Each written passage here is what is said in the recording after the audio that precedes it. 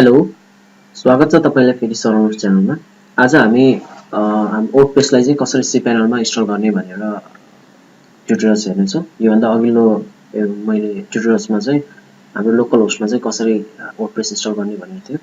र cPanels चाहिँ यो एउटा यस्तो टाइपको स्क्रिन खुल्छ। यो स्क्रिनमा तपाईले होस्टिङ प्रोवाइडरले दिएको डिफरेन्ट फंक्सनालिटीहरु हुन्छ। अब यु क्यान सी यसमा file manager, database, domains, emails, हैन, सेक्युरिटी सबै कुराहरु छ। अनि एउटा सफ्ट कोलस एप्स इन्स्टलर भन्ने हुन्छ। त्यसमा नर्मली 200 भन्दा बढी स्क्रिप्टहरु हुन्छ, इन्क्लुडिङ वर्डप्रेस। अब मेरो यो डोमेनमा अलरेडी फाइलहरु छ, त्यही भएर म एउटा सब डोमेन बनाएर फाइललाई इन्स्टल गर्छु।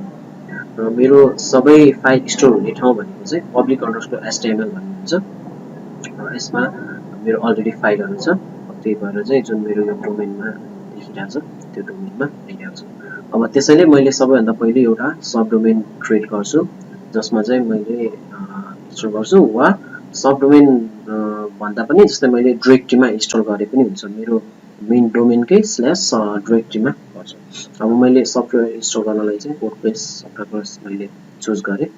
You can see a number of software here. अब मैले यसमा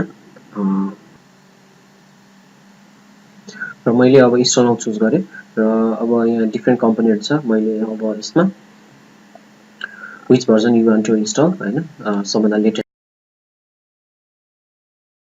हैन, सबभन्दा लेटेस्ट भर्जन आइरा छ मेरोमा। र त्यसपछि प्रोटोकल के हो, http https हैन, विथ www। अनि त्यसपछि मेरो यो डोमेन त छँदै छ। डोमेनमा चाहिँ एउटा मैले सब फोल्डर बनाए, जसमा चाहिँ मेरो वर्डप्रेस फाइल एउटा ट्युटोरियल्स भन्ने मैले सब फोल्डर बनाए। अब यसमा चाहिँ मैले वर्डप्रेस इन्स्टल गर्छु।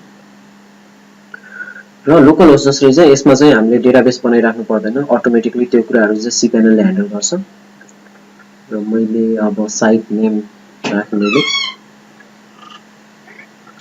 साइट नेम dipendra भनेर राखे। र मैले साइट डिस्क्रिप्सन जुन चाहिँ अब आउँछ my WordPress site blog, okay, my WordPress blog राखे। र इनेबल यदि मल्टिपल उसबाट चाहिँ गर्ने भने अनि एउटा नेटवर्कबाट चाहिँ डिफरेन्ट वर्डप्रेस इन्स्टल गर्नुहुन्छ, त्यसरी चाहिँ राख्ने भने चाहिँ त्यसले चुज गर्दा हुन्छ। किनभने एडमिन र युजर नेम र पासवर्ड मैले एज इट इज, र त्यसपछि मैले आफ्नो इमेल हाले। र लगइन लिमिटाइजर जसले चाहिँ अब हाम्रो धेरैचोटि लगइन गर्यो भने चाहिँ ब्लक हुने, त्यो अब सेक्युरिटी पर्पसको लागि। त्यस्तै क्लास एडिटर जुन चाहिँ गुटेनबर्ग एडिटर यदि गर्ने हो भने। र cPanelमा चाहिँ हामीले थीमहरु चाहिँ सिलेक्ट गर्न सक्छौं। थीमहरु चाहिएन भने डिफल्ट थीमलाई गर्ने भने डाइरेक्ट इन्स्टल आफ्नो एउटा इमेल इन्स्टलेसनको इन्फर्मेसनहरु राखेर काम गर्न सक्छौं। र अब इन्स्टल हुँदैछ, फाइनली यो इन्स्टल भइसकेको छ। अब हामीलाई दुईटा लिंक आउँछ। एउटा लिंक भनेको चाहिँ अब हाम्रो फ्रन्ट एन्डको लागि, जुन चाहिँ मैले खोले फ्रन्ट एन्डको लागि चाहिँ यो। अब यो चाहिँ मेरो डोमेन थियो। फ्रन्ट एन्डको लागि चाहिँ मैले /ट्युटोरियल्स थियो नि त। अब त्यो ट्युटोरियल्समा चाहिँ यु क्यान सी यो।